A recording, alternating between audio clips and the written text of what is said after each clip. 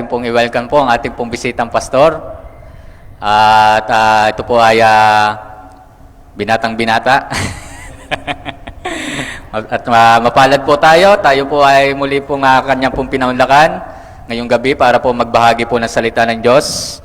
At ito pong taong pong ito ay lubos po nating pinasasalamatan at ginagalang dahil siya po ang naging instrumento po ng Panginoon para tayo po ay makakilala po sa ating pong Panginoon. At welcome po natin si Pastor Jazz Landicho.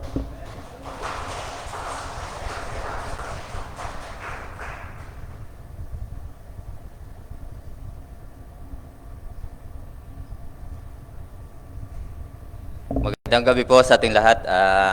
Bago po ang lahat ay nais ko pong batiin ang mga nanay.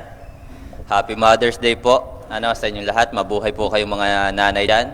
Ako po'y bumabati lamang. Wala po akong pambigay sa inyo. Hanggang bati lang ako.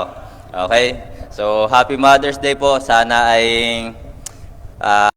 laging alalahanin ng inyong pong mga anak kung paano nyo po sila pinalaki at sana ay lagi nilang alalahanin ang inyong pong kaarawan kasi nakakalungkot po yung mga anak po ngayon kapag birthday ng kanilang crush, birthday ng kanilang mga boyfriend o girlfriend, may regalo. Pero kapag birthday ng magulang, ay nibate, wala. So, sana ay ang mga kabataan po ngayon ay laging alalahanin kung paano sila pinalaki ng kanilang magulang.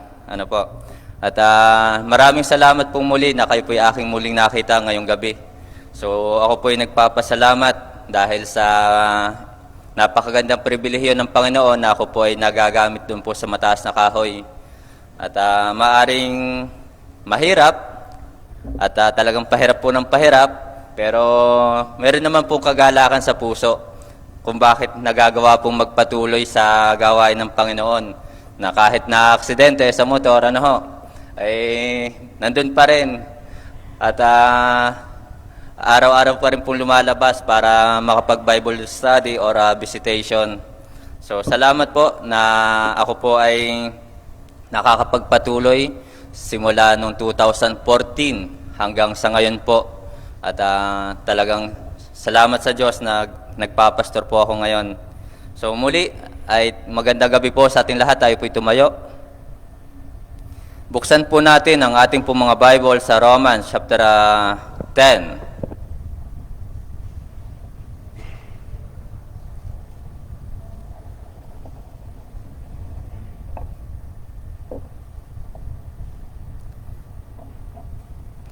Romans chapter 10.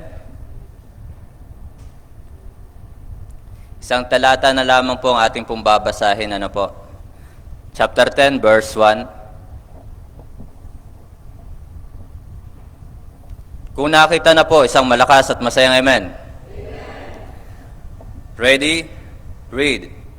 Brethren, my heart's desire and prayer to God for Israel is that they might be saved. Purihin po ang Diyos sa pagkabasa ng kanyang banal na salita. Tayo pong lahat ay umuko, pumikit, tayo po'y manalangin. Dakilang Diyos na makapangyarihan sa lahat, aming Ama na nasa langit. Muli, salamat po sa gabing ito na kami po ay nagkatipon-tipon upang magkaisa na manalangin, dumulog sa inyo pong mapagbiyayang trono. Salamat po sa mga blessings, sa mga panalangin na inyo pong sinagot sa amin na hindi na po namin mabilang pa. Nawa ang mga pagpapala na aming pong tinanggap galing sa iyo, nawa ito ang magtulak sa amin upang patuloy ka naming paglingkuran. Maaring may dahilan kami upang tumigil, subalit ang mga dahilang ito ay hindi po namin may kukumpara sa mga dahilan na kung bakit kami po ay dapat magpatuloy. Sa gabing ito, dalangin ko po niyo pong pagkilos, paggawa sa aming kalagitnaan. Itago mo po ako, Ama, sa inyo pong likuran. Banal na Espiritu, kayo po siya mangusap sa puso ng bawat isa. At sa gabing ito, akin din pong dalangin ang mga kapatiran po dito, kung sino man po ang meron pong mga karamdaman. Dalangin ko po, hipuin mo po sila, Ama, ng inyo po makapangyarihang kamay, pagalingin mo po sila sa kanila pong mga karamdaman.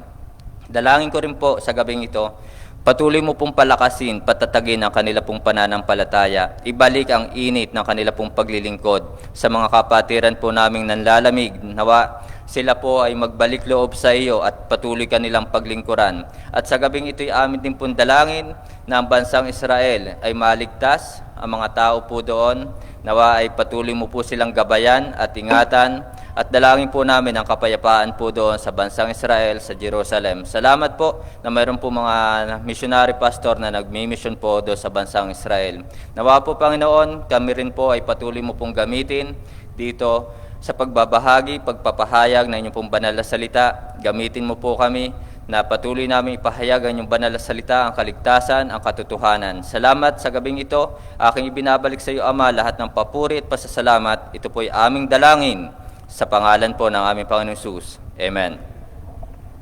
Okay, mga kapatid, mga minamahal, magandang gabi po. So, ang sabi po ng verse 1, Brethren, my heart's desire and prayer to God for Israel is that they might be saved. Ang title po ng mensahe ngayong gabi, mga kapatid, Paul's heart's desire and prayer to God. Paul's heart's desire and prayer to God.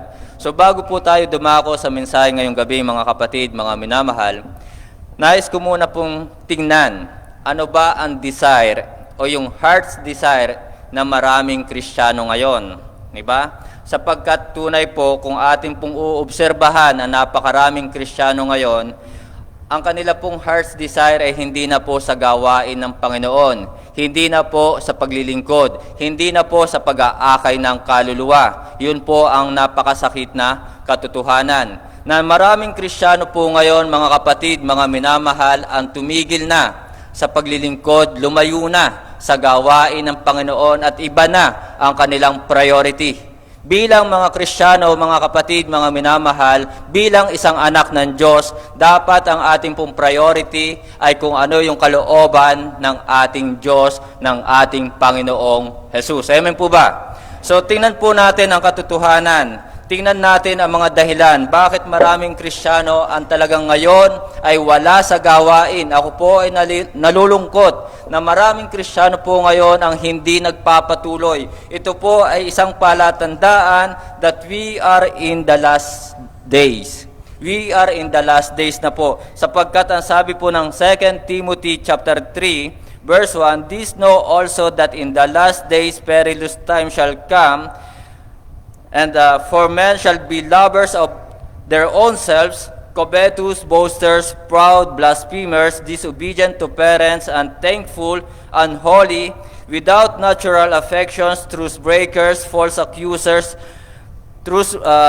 incontinent, fierce, despisers of those that are good, traitors, heady, high-minded, lovers of pleasures more than lovers of God. So mga kapatid, mga minamahal, ang ilan po sa mga dahilan bakit may maraming mga Kristiyano ang tumigil na po sa gawain at tumalikod na sa kanilang pananampalataya ay sapagkat maraming Kristiyano po ngayon lovers of pleasures. Because of pleasures of this world. Yun po ang kanilang pinipili na sila'y natutuwa pa kapag araw ng linggo'y wala sa bahay-sambahan. Nakakalungkot po. Yan po ang nakakalungkot na sitwasyon po natin ngayon. Sila'y tuwan-tuwa, araw ng linggo ay wala sa bahay-sambahan ng Panginoon. Araw ng linggo ay iba ang mas mahalaga sa kanila. Amen po ba? So yun ang desire ng kanilang puso. Yun ang desire nila. Yun ang kanilang ninanais. Ang mga kayamanan sa mundong ito, prominence or prosperity, yun ang kanilang nais. Maraming Kristiyano naghahangad ng mga kayamanan na ito yung dahilan bakit sila ay hindi nakakapagpatuloy sa paglilingkod sa Diyos, sa ating Panginoon. Na yun yung dahilan bakit sila nawawala sa ministry. Yung prosperity, hindi naman po masama. Hindi naman masama ang yumaman. Ako nga po gusto kong yumaman. At ang dahilan bakit gusto kong yumaman, upang ang aking kayamanan kung kalooban ng Panginoon ay mabili ko ang mga bagay na para sa gawain ng Panginoon, mabili ko ang mga bagay na para sa ministry. Yun po yung nais ko kung bakit ako'y nagnanais na magkaroon ng kayamanan upang yung mga bagay na mahalaga na para sa gawain ng Panginoon ay aking mabili. Amen po ba? Kaya lamang nakakalungkot ang ibang Kristiyano ngayon, walang hinahangad kundi pera, salapi, yumaman. At ang nakakalungkot sa kanilang paghangad, ito yung nagtutulak sa kanila upang lumayo sa kalooban ng Panginoon, upang mawala sa gawain ng Panginoon. Paano kaya nila naiisip yun, ano? Paano kaya nila nagagawa yon? Sinasabi nilang sila'y ligtas. Sinasabi nilang sila'y mga anak ng Diyos. Sinasabi nilang sila'y mga Kristiyano, tagasunod ni Kristo. Pero kapag araw ng linggo ay wala sa ministry, araw ng linggo ay wala sa bahay-sambahan, pinabayaan na ang gawain ng Panginoon.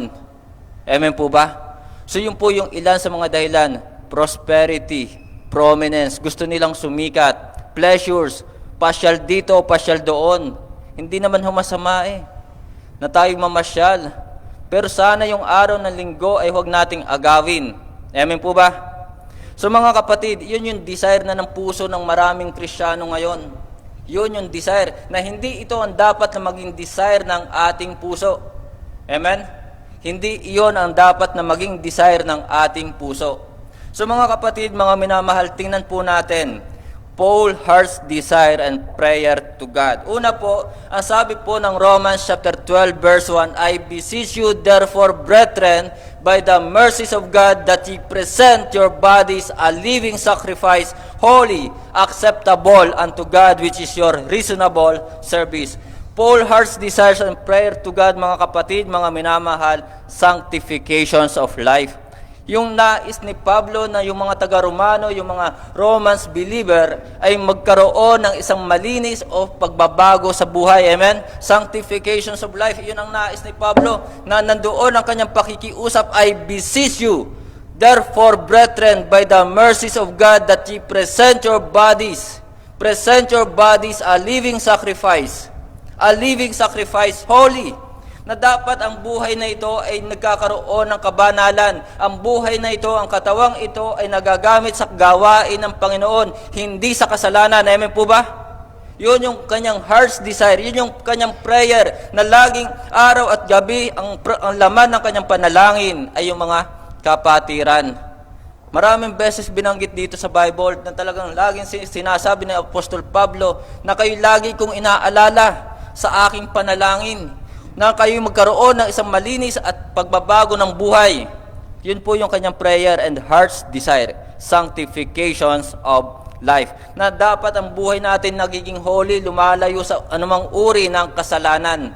Yun po yung kanyang prayer. Acceptable, katanggap-tanggap. Dapat ang isang Kristiyano ay kumikilos o gumagawa ng mayroong katanggap-tanggap sa Panginoon. Katanggap-tanggap ba sa Panginoon na kapag araw ng linggo'y wala ka? Katanggap-tanggap ba sa Panginoon na araw ng soul winning o mayroong soul winning ay hindi ka kasama? Katanggap-tanggap ba sa Panginoon na hindi ka sumasama o hindi mo pinahahalagahan ang gawain ng Panginoon? Katanggap-tanggap ba yon? Hindi. Amen po ba? Tapos magpo-post pa sa Facebook, panay ang selfie, 'di ba? Araw ng Sunday nandoon sa Boracay, 'di ba? Nandoon sa beach, nandoon sa mall, kumakain. So katanggap-tanggap ba 'yon sa Panginoon? Araw ng linggo ay wala ka sa bahay-sambahan, tapos sasabihin mong ikaw ay palangit, 'di ba? Palangit sa bahay-sambahan, hindi makapunta, palangit pa. Tama ba? So yun po mga kapatid, mga minamahal, na ang prayer and heart's desire ni Apostol Pablo ay magkaroon ng isang malinis na pamumuhay ang bawat Kristiyano. Magkaroon ng pagbabago sa buhay ng isang tunay na ligtas. Mahirap sabihin tayo ligtas, mahirap sabihin anak tayo ng Diyos, tapos hindi natin nasusunod ang mga utos ng Diyos. Amen po ba? Mahirap naman sabihin din natin tayo Kristiyano, na kilala natin si Kristo, tapos hindi natin nasusunod ang kanyang mga utos. Buksan ang ating Bible sa 1 John. Tingnan po ninyo ang 1 John, chapter 3.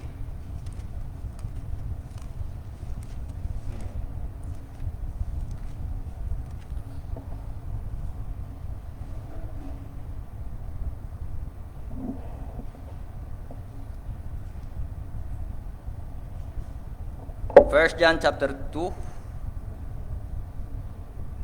1 John chapter 2 verse 3 and 4. 1 John. Sabi po dito sa 1 John chapter 2 verse 3, and hereby we do know that we know him if we keep his commandments. Yung mga nagsasabi pong kilala si Kristo ay yung mga sumusunod sa kanyang mga utos. Yun po yun. Maraming tao ngayon nagsasabing kilala si Kristo. Pero ang Kristong kilala nila, yung Kristo doon sa sabungan. Amen po ba? Sapagkat ang utos noon ang kanilang sinusunod. So ang sabi po ng verse 3, and hereby we do know that we know Him if we keep His commandments. Verse 4, pakilagay nga po dito sa ating screen. Verse 4, He that saith, I know Him, and keepeth not His commandments, is a liar. Yung mga nagsasabi pong kilala si Kristo, pero hindi naman sumusunod sa utos ni Kristo, ay isang sinungaling.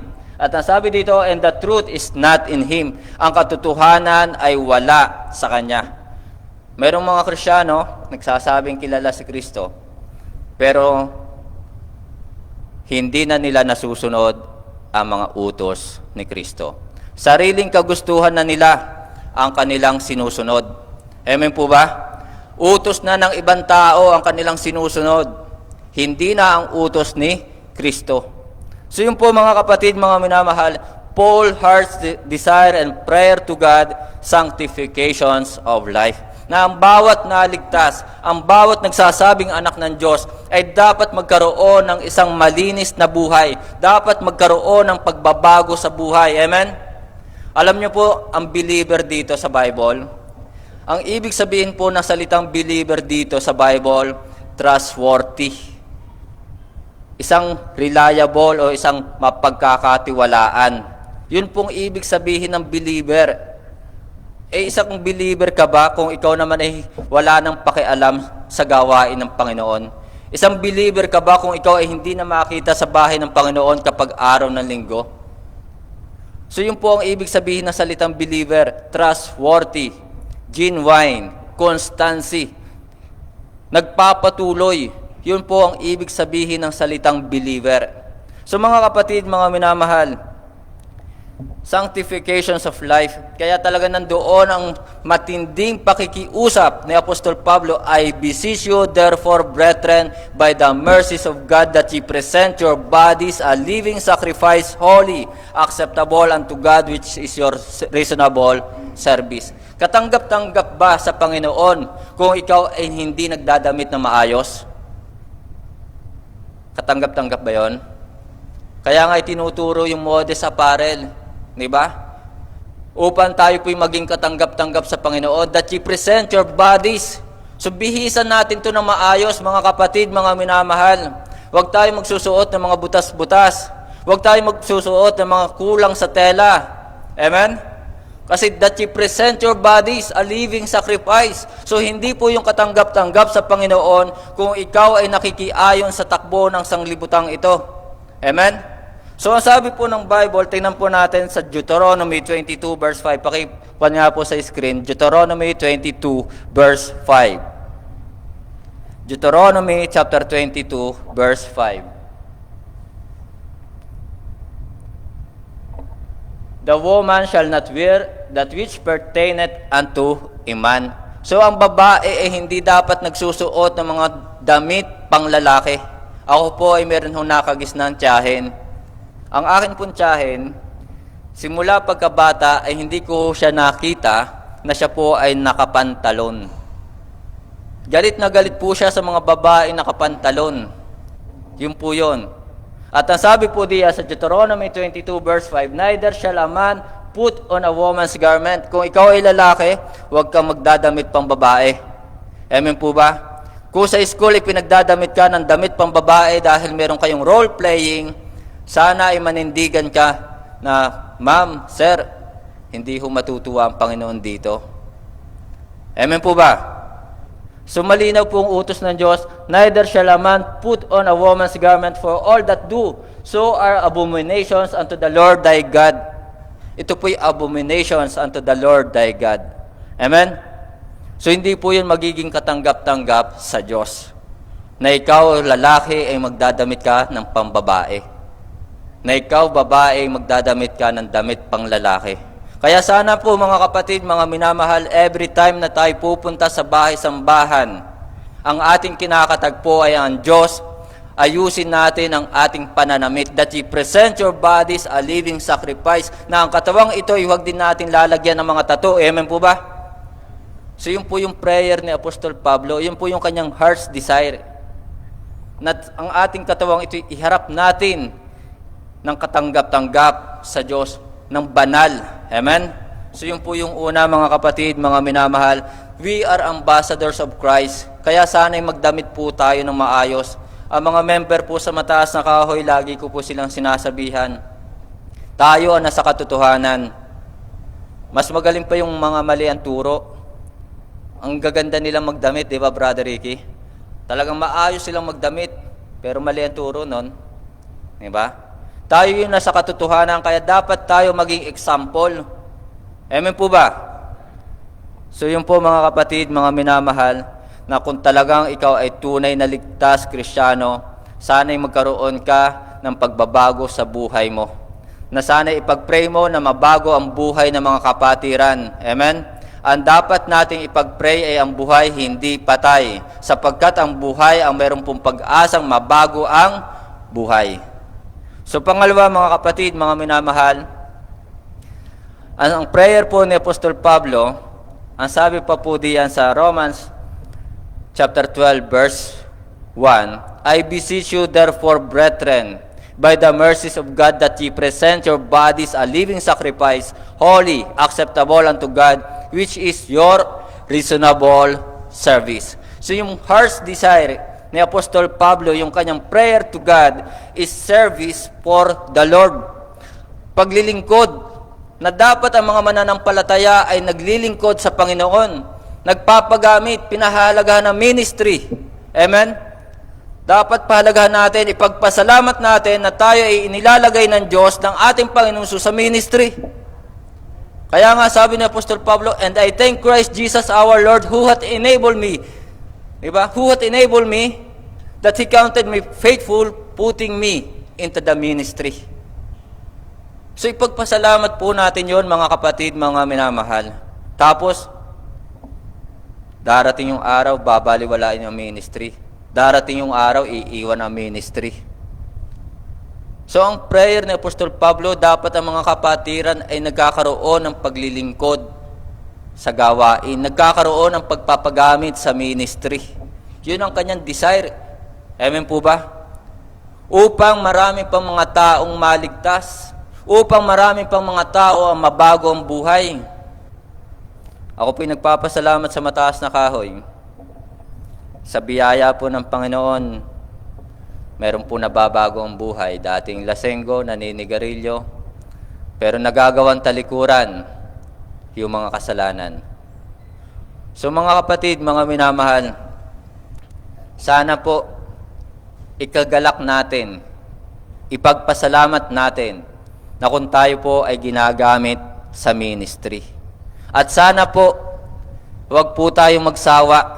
Amen? Huwag tayong magsawa, huwag tayong mapagod sa paglilingkod sa Diyos, sa ating Panginoong Hesus. Sana laging kagalakan natin ng ating puso. Sana yung lagi natin pinagpe-pray ay yung tayo ay magamit sa gawain ng Panginoon. Amen po ba? Sino bang gusto mong gumamit sa iyo? Ang Diyos o ang Diablo?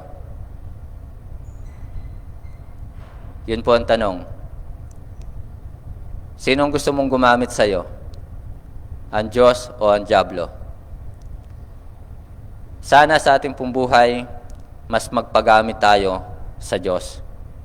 So yun po yung kanyang prayer and heart's desire. Sino ba si Apostol Pablo? Tingnan po natin ang buhay ni Apostol Pablo. Acts 26 verse 10 and 11. Pakilagay nga po dito sa ating screen. Acts 26 verse 10 and 11. Verse 10, which thing I also did in Jerusalem, and many of the saints did I shut up in prison, having received authority from the chief priests, and when they were put to death, I gave my voice against them. So si Apostol Pablo, mga kapatid, mga minamahal, dati siyang persecutor. Dati siyang member of Jewish Council. Yan po si Apostol Pablo. At Acts chapter 18 verse 3, sa Acts chapter 18 verse 3, siya po ay tent maker. Siya ay isang negosyante. Pero mga kapatid, mga minamahal, si Apostol Pablo simula nung maligtas, tinanggap si Kristo bilang Panginoon at tagapagligtas. Talagang ang kanyang buhay ay inilaan na sa paglilingkod. Amen po ba? Inilaan na sa paglilingkod. At as ang buhay ni Apostol Pablo, sabi po ng Romans chapter 1 verse 1, Romans chapter 1 verse 1, sabi po dito, Paul, a servant of Jesus Christ, na siya'y dating persecutor, na siya'y dating member ng Jewish Council, na siya'y dating tent maker, ay ngayon ay sinasabi ni Apostol Pablo, ako'y alipin ni Kristo. Ako'y bilanggo ni Kristo. Na talaga sa buhay ni Apostol Pablo, ibinaba niya ang kanyang sarili. So mga kapatid, mga minamahal, nung tumanggap at nanampalataya si Apostol Pablo, nung siya'y maligtas, ang kanyang buhay na ito'y inilaan na niya sa paglilingkod. Yun yung kanyang heart's desire and prayer to God, na sana ang mga kapatirang nagsasabing ligtas ay magpagamit at magpatuloy sa gawain ng Panginoon. Hindi ko kalooban ng Diyos na ang isang Kristiyano ilalayo. Hindi kalooban ng Diyos na iwan mo ang gawain. Hindi kalooban ng Diyos na iiwan mo ang ministry. Mga kapatid, mga minamahal, maraming Kristiyano ngayon, iniiwan ang ministry. Iniiwan. Pero sana wag po nating iwan ang ministry. Sapagkat ang nais ng Diyos sa atin ay magpatuloy. Sabi ng 2 Timothy chapter 3, verse 15 yata, I think, di ba? But continue daw. So yun po ang sabi, magpatuloy. Wala pong utos ang Diyos na ikaw ay huminto. Walang utos ang Diyos na iwan mo ang ministry. Walang utos ang Diyos na ikaw ay sumuko. Maaring may dahilan. Mayroon kang dahilan para ikaw ay magsawa. Mayroon kang dahilan para ikaw ay mapagod. Pero napakarami ng dahilan upang tayo po'y magpatuloy. Amen?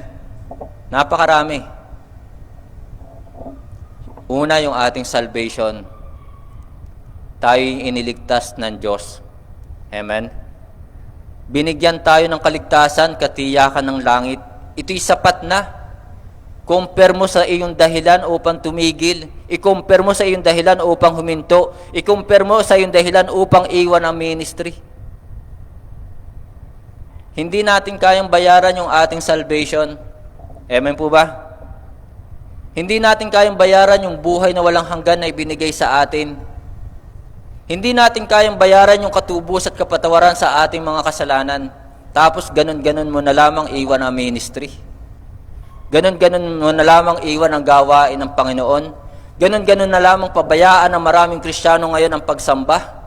Nakakalungkot po. Tunay na tayo po in the last days na. We are in the last days. Amen? Sapagkat ang mga Kristiyano ngayon, ang desire ng kanilang puso ay yung sumikat sila. Ang desire ng kanilang puso ay yung yumaman sila. Ang desire ng kanilang puso ay mga bagay sa mundong ito. Amen? Kung bakit nagagawang talikuran ang paglilingkod. Kapatid, I pray na kayo po mga nandirito ngayon ay maging isang mabuting halimbawa. Kayo po'y magpatuloy. Amen? Huwag niyo pong iiwan. Masakit ang iniiwan.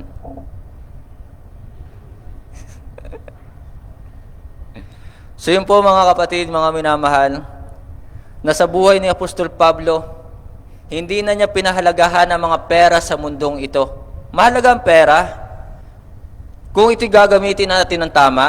Mahalaga ang pera kung ito'y pagagamit natin sa gawain ng Panginoon. Amen? Pero kung para lamang sa pansarili mong kapakanan, sa pansarili mong interes, hindi po maganda yun. Amen? So mga kapatid, mga minamahal, service for the Lord, yun po ang heart's desire and prayer to God ni Apostol Pablo sa mga mananampalataya. Doon sa mga naligtas, na sana yung mga naligtas na ito ay maglingkod sa Panginoon. Amen? Tapos, ang mga Kristiyano ngayon, panay ang prayer, panay ang hingi sa Panginoon, pero pinabayaan ang ministry. Tapos sasabihin nila na sinasagot ng Panginoon ang kanilang panalangin. Sinasagot ng Panginoon ang kanilang panalangin, tapos hindi sila makita sa gawain ng Panginoon. Diba nakakalungkot yon? Diba? Sasabihin nilang answer prayer sila, tapos pinabayaan naman ang ministry.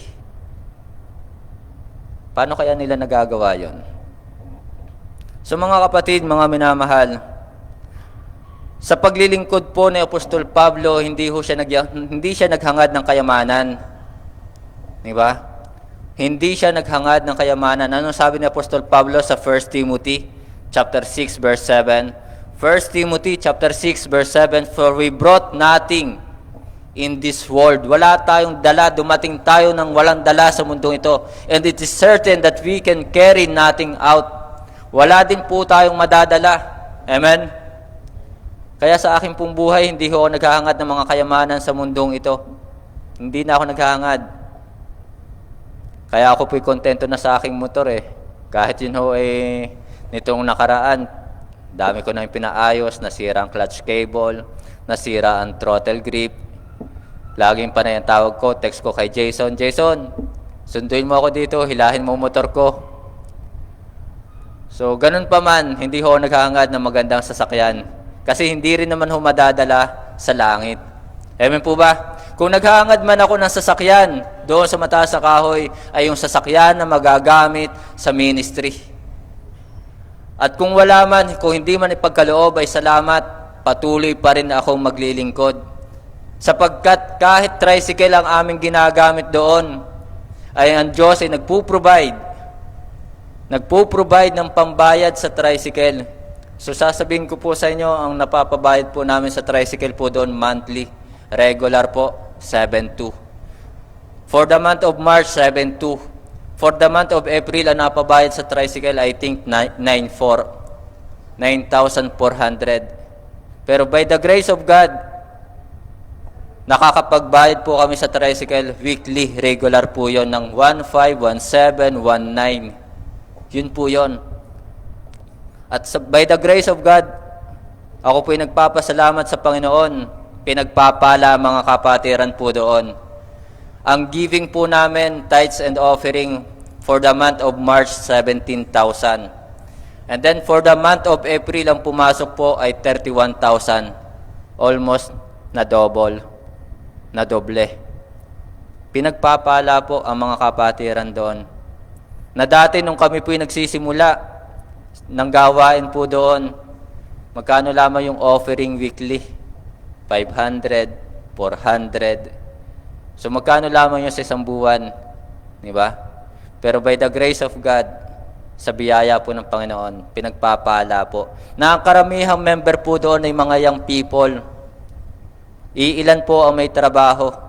Pero by the grace of God, meron pong pumasok na perang ganon. So yun po mga kapatid, mga minamahal, ang heart's desire and prayer to God ni Apostol Pablo, service for the Lord. Paglilingkod sa Panginoon, na sana ang mga kapatiran, ang mga naligtas, yung mga nagsasabing anak ng Diyos, ay magpatuloy. Huwag titigil. But continue daw. Yun po ang sabi ng salita ng Diyos. Hindi ho katanggap-tanggap sa Diyos kung ikaw ay aalis sa gawain ng Panginoon. Hindi katanggap-tanggap sa Diyos kung iiwan mo ang ministry. Amen po ba? Malapit nang bumalik ang Panginoon, pero nakakalungkot. Ang desire ng mga Kristiyano ngayon ay yung mga pleasure sa mundong ito. Diba? Tingnan po natin ang ating pong Bible sa Revelations 22. Paki-flash nga po sa screen. Revelations 22 verse 7.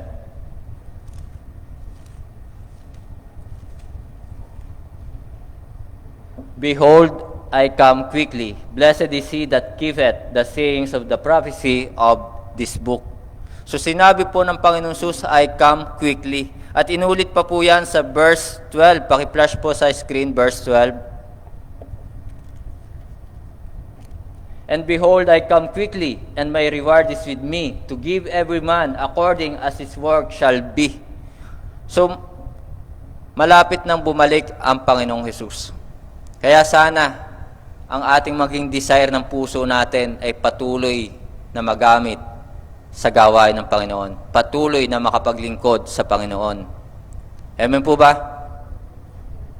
Haharap tayo sa Panginoon, wala tayong madadala. Amen? Ang titingnan ng Panginoon ay kung ano yung ating ginawang paglilingkod sa Kanya. Yun po ang titingnan ng Panginoon. Then, verse 21, paki-flash nga po sa screen. Verse 20. He which testifieth these things saith, surely I come quickly. So we are in the last days. Malapit nang bumalik ang Panginoon. Kaya sana ang desire ng puso natin ay yung patuloy tayong makapaglingkod sa Panginoon. Sana ang desire ng puso natin, yung ating prayer lagi nating ipag-pray ang mga kapatiran na magpatuloy sa paglilingkod. Amen? Last na po mga kapatid. Balikan na po natin ang Romans chapter 10 verse 1. Romans chapter 10 verse 1. Brethren, my heart's desire and prayer to God for Israel is that they might be saved. So mga kapatid, mga minamahal, Paul's heart's desire and prayer to God, salvation for the lost. Salvation for the lost. Kaligtasan ng mga taong hindi paligtas. Kaligtasan ng mga taong nawawala o ng mga taong naliligaw. Yun po ang kanya pong desire. Yun ang kanyang prayer, na maligtas ang mga taong ito. Amen? So, anong prayer ng mga Kristiyano ngayon?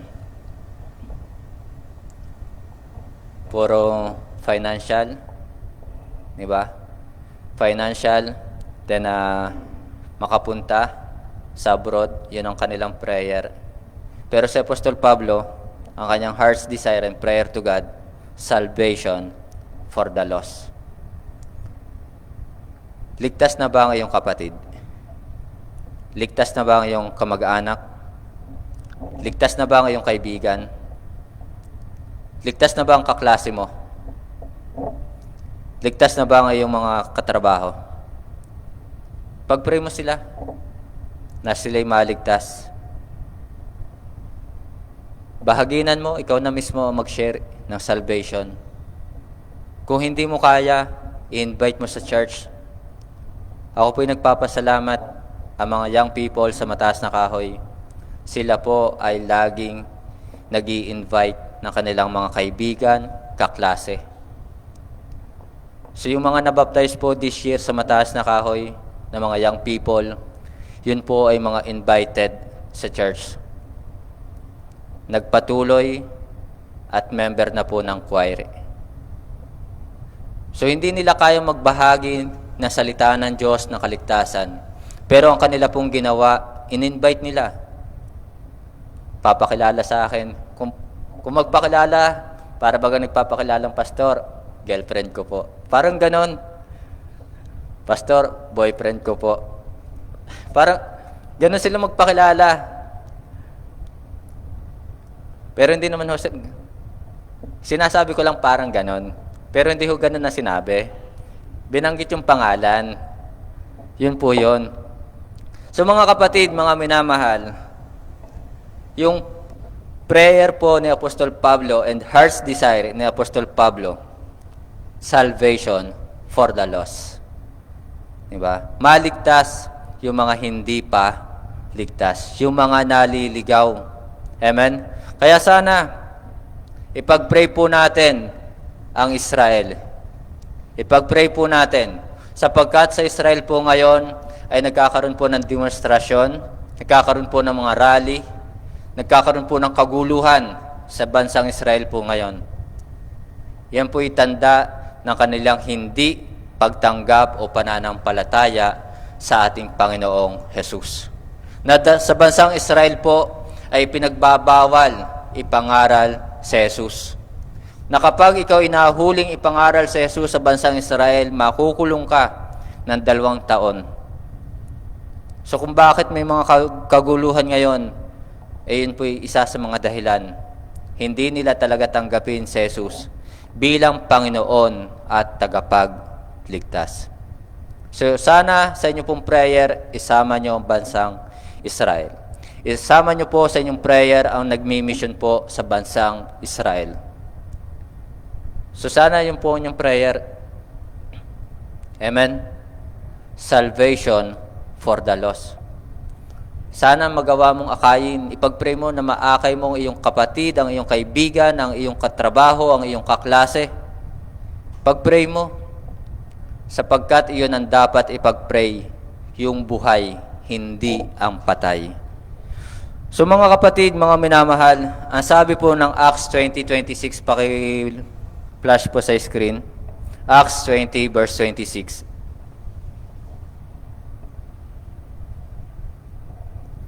Acts 20 verse 26. Wherefore I take you to record this day that I am pure from the blood of all men. I am pure from the blood of all men. Anong ibig sabihin po niyan? Ang ibig sabihin po niyan, mga kapatid, mga minamahal, na talagang si Apostol Pablo ay naging soul winner, na lahat ng mga nakasalubong niya o lahat ng mga nakausap niyang tao, lahat po yun ay kanyang binahaginan ng kaligtasan, binahaginan ng salita ng Diyos. Kaya si Apostol Pablo ay sabi niya, I am pure from the blood of all men. Wala na akong pananagutan sa dugo ng mga taong ito sapagkat sila'y aking binahaginan ng kaligtasan. Amen po ba? So si Apostol Pablo ay isang soul winner. Maaring hindi man lahat yan ay naligtas, pero lahat ng kanya nakausap na tao ay kanyang binahaginan ng kaligtasan, ng salvation. Aminin ko po sa inyo, mayroon din po akong pagkukulang doon. Maaring mayroong mga taong akin nakausap na hindi ko po nashiran. Meron po akong mga napalampas. Pero ganun pa man, ang prayer ko pa rin, ang aking heart's desire, doon sa mataas na kahoy ay marami pang maligtas. Yun po ang aking pong prayer. So sana po ang ating pong prayer and heart's desire, salvation for the lost. So mga kapatid, mga minamahal, I pray na kayo po'y magpatuloy. I pray na kayo po ay magkaroon ng desire na mag-akay. Sapagkat lahat po tayo ay inuutusan ng Diyos ng Panginoong Jesus na tayo ay magbunga. John 15 verse 16, Ye have not chosen me, but I have chosen you, and ordain you that ye should go and bring forth fruit, and that your fruit should remain, and whatsoever ye shall ask of the Father in my name, He may give it you. So yun po ang utos ng Panginoong Jesus. Ye have not chosen me, but I have chosen you, and ordain you that ye should go. Humayo kayo at magsipagbunga. Mag-akay kayo ng kaluluwa. Amen po ba? So sa ganung paraan, ang Diyos ay nag-glorified po natin, na ang Diyos ay natutuwa sa atin, na dapat ang isang Kristiyano, ang isang ligtas, ay mayroong kahit isa. Sinabihan ko po mga young people sa mataas na kahoy, sana ang goal ninyo this year, each one bring 10.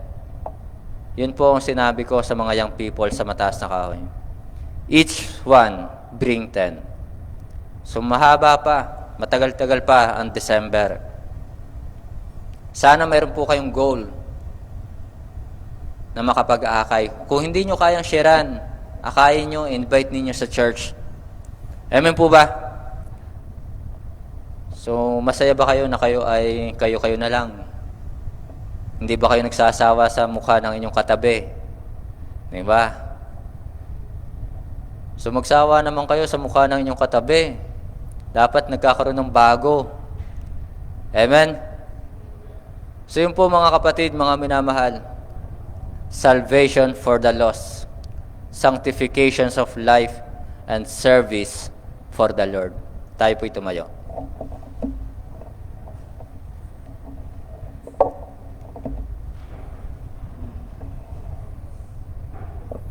Tayo po'y umuko, pumikit, tayo po'y manalangin. Ama namin Diyos sa langit, Diyos naming banal at makapangyarihan sa lahat. Muli sa gabing ito, kami po'y lubos na nagpapasalamat sa buhay na walang hanggan na inyo po'y pinagkaloob sa amin, sa kaligtasan. sa katubusan kapatawaran ng aming mga kasalanan. Salamat na patuloy mo po kaming pinagpapala at patuloy mo pong pinuprovide ang aming pangangailangan. Salamat sa mga blessings na aming pong tinanggap. Panginoon, hindi ka nagkulang sa amin. Kami ang nagkulang sa iyo. Marami kaming pagkukulang, ganun pa man nananatili kang tapat sa amin. Naway lagi naming makita ang iyong kabutihan at katapatan upang ito magtulak sa amin upang patuloy ka naming paglingkuran. Naway huwag kaming mapagod, huwag kaming magsawa sa aming pong paglilingkod sa iyo. Maaring may mga Kristiyanong hindi tapat. Nawa, bigyan mo po kami ng lakas na kami patuloy na magtapat sa iyo.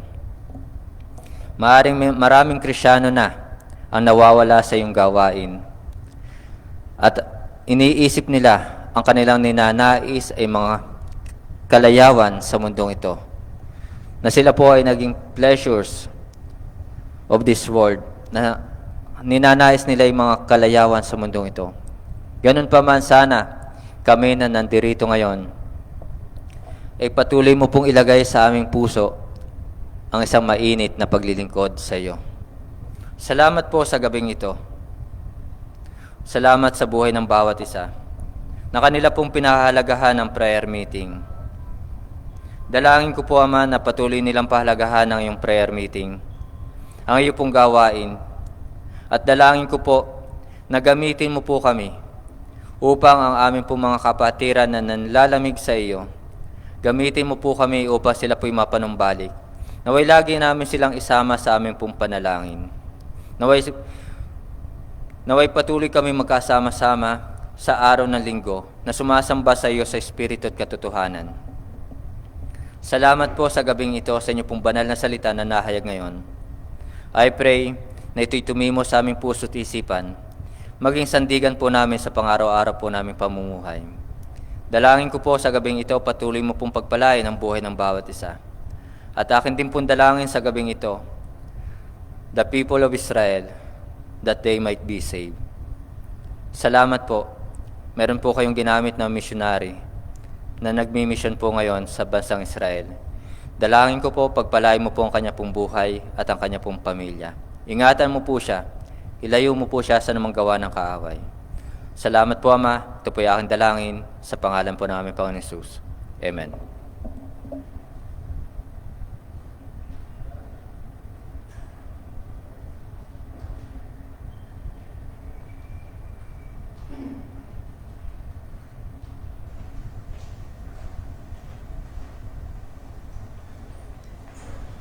Okay, tayo po ay manalangin para po sa ating pagbibigayan sa Panginoon.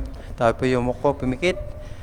Diyos na makapangyarihan po sa lahat, muli nagpapasalamat po kami sa gabing ito. Salamat po sa aral at mensahe na hatid po ni Pastor. Salamat po sa katotohanan na Panginoon na ikaw ay malapit ng bumalik at marami pong mga mananampalataya ang nanlalamig, Panginoon.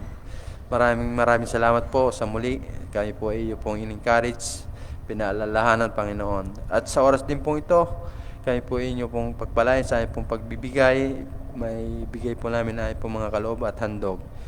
Binabalik po namin ng lahat ng pasasalamat, papuri sa tanging pangalan po ng Panginoong Jesus.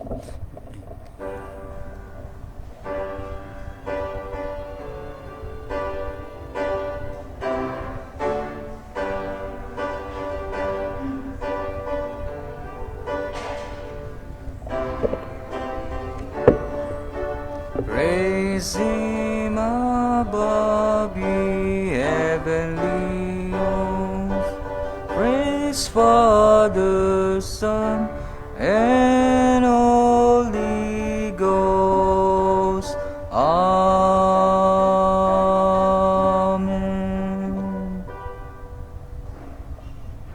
Tayo ba'y manalangin, dakilang Diyos na makapangyarihan sa lahat. Marami pong salamat sa natapos po na pagbibigayan, Panginoon. Nawa po ang mga kaloob po ay patuloy po na magamit po sa inyo pong gawain, sa inyo pong ubasan, Panginoon.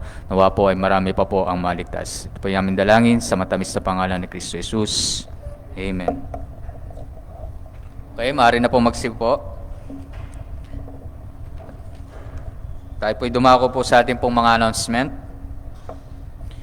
Meron nga po tayong soul winning and discipleship every Sunday afternoon, 1:30 po. Tayo po ay sumama po mag-soul winning para po sa patuloy na ikalalago ng ikakalat ng ebanghelyo ng ating pong Panginoon at para po sa kaliligtas po ng marami pa pong kaluluwa. Special number schedule po, May 17, Wednesday, Brother Rene Rodriguez. May 14 po, ng Sunday AM ay ang Ilagan Family. May 14 po ng Sunday PM, kayo po youth ladies ang magandog po ng bilang sa Panginoon. Preacher next Sunday worship service, Wednesday, Pastor Manuel Sosa. Sa umaga po ng Sunday, Pastor po. Sa hapon po si Pastor. Song leader scheduled this Wednesday, Brother Lawrence. Sunday AM, Brother Ismael. Sunday PM, Brother Joshua. Sunday school po, tayo po umattend ng Sunday school para po makapag-aral po tayo ng mga doctrines sa ganapong 9 to 9:50 AM before worship. First fruit commitment, nagpapatuloy po. Ang halaga pong pumasok, 128,544 po. At patuloy po natin pong itong hulugan. Meron din po tayong choir practice every Saturday at 4 to 6 p.m. Bible Institute every Monday and Thursday. At soul winning report po tayo. Makiki-report po ngayong gabi. Sa mga nag-soul winning po, meron po. Ako po ay nakatatlo. Meron pa pong nag-soul winning bukod po sa akin. Wala pa po. Okay po. Lord's Supper on June 4, 2023. Okay. Malayo-layo pa po. Prayer Vigil, June 2. Combined Saturday Good News Class at 9 a.m. every Saturday. And then, flower offering po. Kung nais po nating magkaloob ng flower, pwede pong solo, group, or family. Youth Ladies Fellowship on June 11. Merit Fellowship on May 21. Yan po.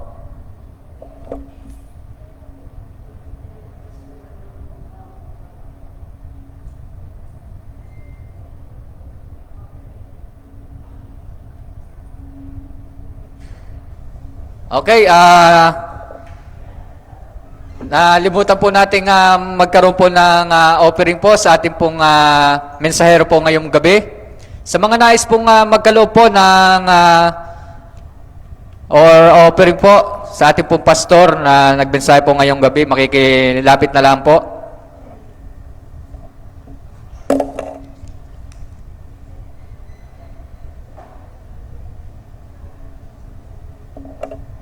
Okay po.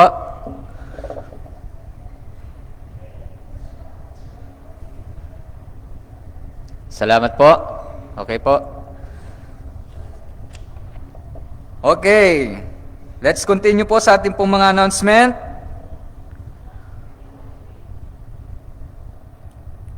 We will have a game played this Sunday afternoon.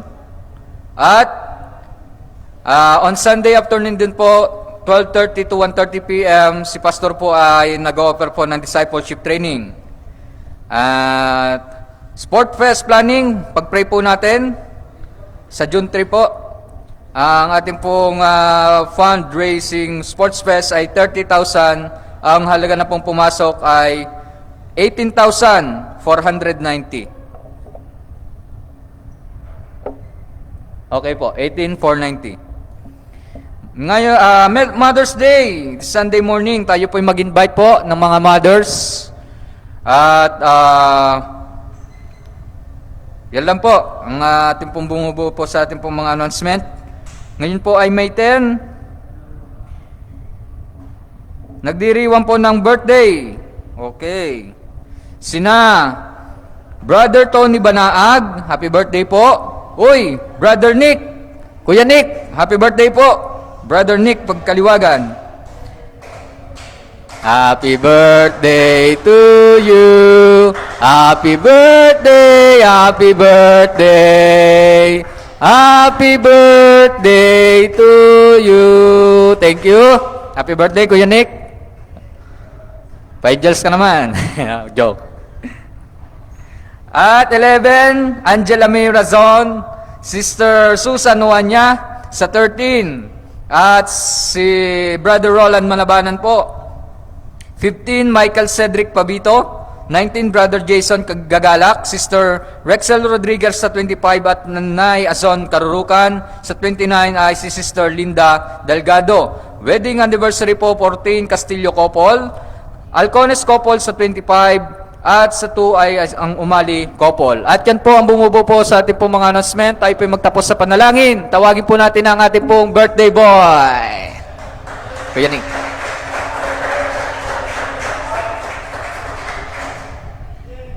Tayo po ito ngayon, tayo po ay magkatapos sa panalangin. Ang maraming makapangyarihan po sa lahat. Salamat po sa gabi ito, Panginoon. Salamat po, Panginoon, sa bawat isa na iyong iniingat ang Panginoon. Salamat po sa mga blessing na amin po natanggap, Panginoon.